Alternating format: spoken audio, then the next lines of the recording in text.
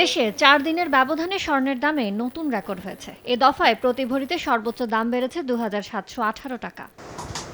রোববার বাংলাদেশ জুয়েলার্স সমিতি বাজুস এক প্রেস বিজ্ঞপ্তিতে জানায়, সোমবার থেকে দেশের বাজারে হলমার্ক করা প্রতি ভরি ২২ ক্যারেট মানের স্বর্ণ বিক্রি হবে ১,৮১,৫৫০ টাকা, ২১ ক্যারেট ১,৭৩,৩০৪ টাকা এবং ১৮ ক্যারেট ১,৪৮,৫৪১ টাকা। এছাড়া সনাতন পদ্ধতির প্রতি ভরি স্বর্ণের দাম বেড়ে হবে ১,২৩,০৬৭ টাকা।